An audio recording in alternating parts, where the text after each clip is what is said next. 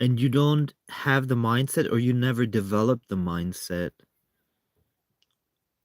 to grow your money, then it's very, very hard to make the change. That's why I think the rule number one that I want to transmit with this video, rule number one, absolutely, is do not see your job as something that you are going to be rich from. But your job is something that you should enjoy doing it. So you're not really working for the money, you're working because you enjoy it. That's point number one. Point number two is the biggest money you will probably, just probabilistic, like statistically, make will not be in your job, but the money that you park at the right spot. And this is what I said about, I put this in my book Gold because I think that's so important. So if you want to make a lot of money in life and still have a lot of freedom as well, because, you know, being in a job usually ties you down completely. And the more responsibility you have there, the more the money you make, the more stress it is, the more you're tied into the job and all of these things. So it's very, very, very unlikely, and it's very hard. Now, some people get rich because they were the first employees at a startup and all of this stuff, but even those people worked very hard, and it was also often just pure luck in the time they were in. But if you want to build wealth in terms of like knowing that it's going to work in pretty much every time in the future decades, you're going to have to understand, and this is really the first thing that you need to understand. It's not about what you work or what your job is, but where but the money you make, even though it's maybe little, where did you park it?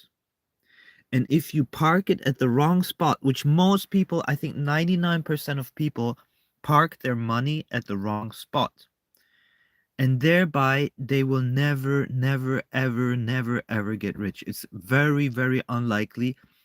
Or you have to sacrifice tremendous life quality for the money, and then it also doesn't make sense, because money is supposed to do one thing. And in this I agree completely with Andrew Tate.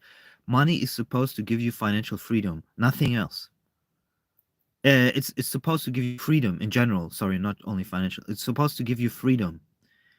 So the more money you have, the more freedom you have, naturally. Like the things that you can do, the food that you can buy, all of these things. I mean, if I go to a European supermarket and I buy organic food, it always costs me between 150 and 300 euros. And that holds, maybe for me being single, maybe a week to 10 days, if I'm lucky 2 weeks, I don't know. But it's very hard to live, for example, extremely healthy when you're poor. It's extremely hard nowadays with, for example, just the thing about organic food. I mean, there's ways around it, but they then again cost a lot of time. So my suggestion is, if you hear this for the first time, my suggestion is, the question is, where do you park your money? And with parking your money, I mean any kind of investment vehicle. I'm not going to tell you which one. Any kind, because it could be, for different people, different investment vehicles. But any any place where you have a 90% chance that it's going to go up a lot. So I give you an example. I met a guy on Mallorca. He had a new family, and he put all of his money back then into Tesla stock. He believed in the company, he believed in Elon Musk and all of this stuff. And he actually, from that investment, he became a multimillionaire a few years ago. And But he himself in business was a complete loser. He had good ideas, but he was basically a complete loser. He was making like really uninteresting websites with more hope than strategy on how they would work. Absolutely no chance in them really functioning. And because it's so especially in global competition where everybody competes against everyone, you know, on a global scale, it gets harder and harder and harder for a business to make money unless you're genius level like Elon Musk, who also puts in a lot of work. But I rather put my money, let's say, in Tesla stock, which I don't have, but I would rather do that in the beginning of Tesla than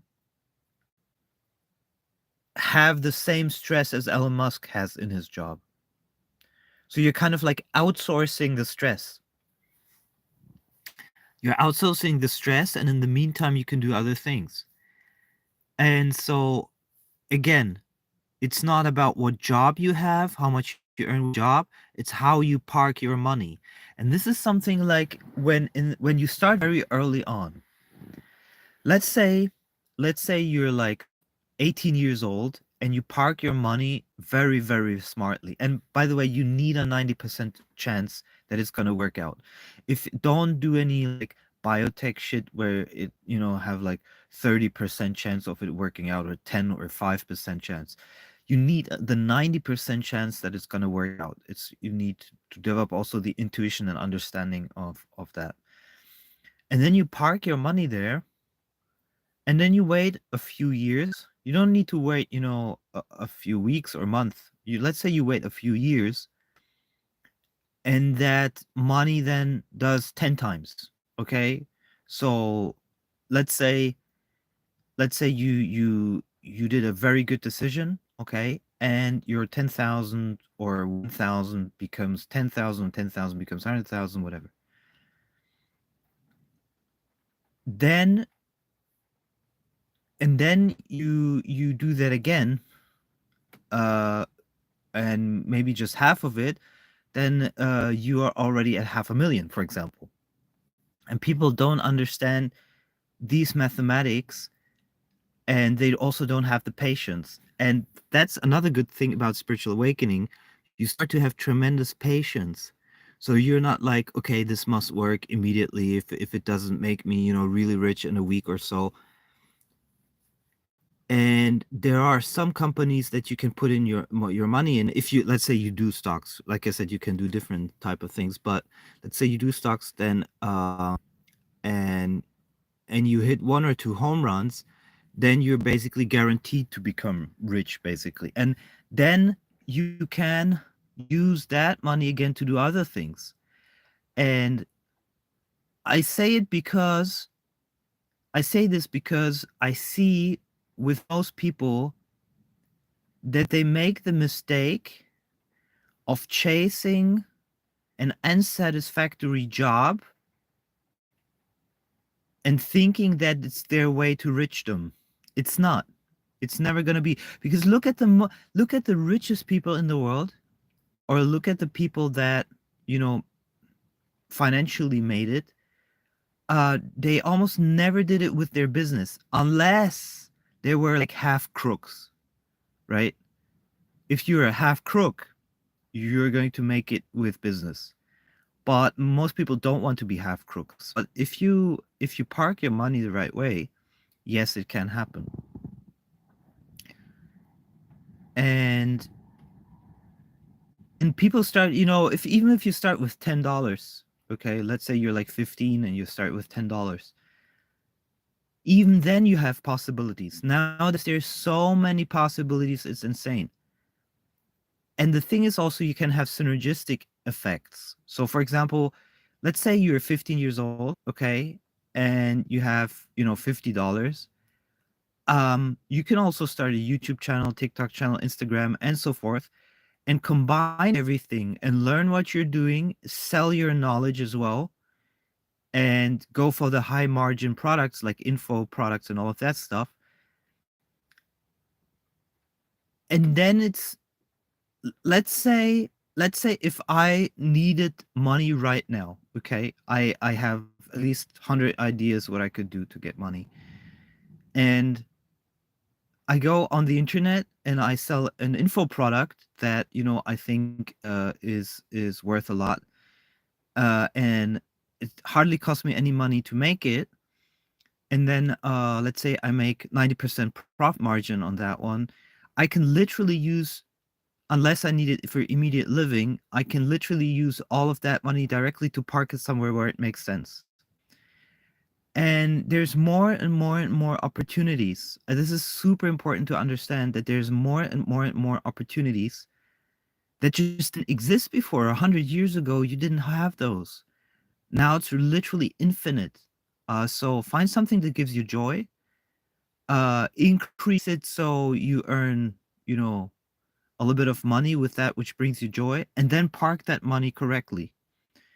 And that's literally the way to financial freedom. And I think there is somewhere in there, hidden, buried, there is some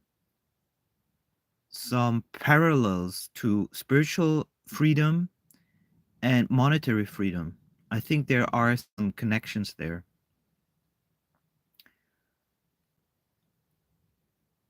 Now, you can have a full enlightenment and then not care about anything, but come on, who's gonna have that? Let's just be super honest. Like, Ramana had it, Eckhart maybe, but who else? We don't know anyone. So I've never met anyone in real life who's completely disconnected from the need to have money and all of that such, just lives in the present moment. Never. And you cannot force it. That's a type of awakening you can't force. Um and I think, no, Mooji, I wouldn't put him in that category, because he has the Sangha, and if you they have the LLC in England, and if you check the LLC, I mean, with Eckhart Tolle it's similar, but if you check the LLC, they have a tons of money. They have like, they make like several, I think they make like 500,000 a year or something, just from donations and stuff, and doing retreats and things. I saw the Mooji Foundation had millions of pounds at some point. So they sell books, um, and I think that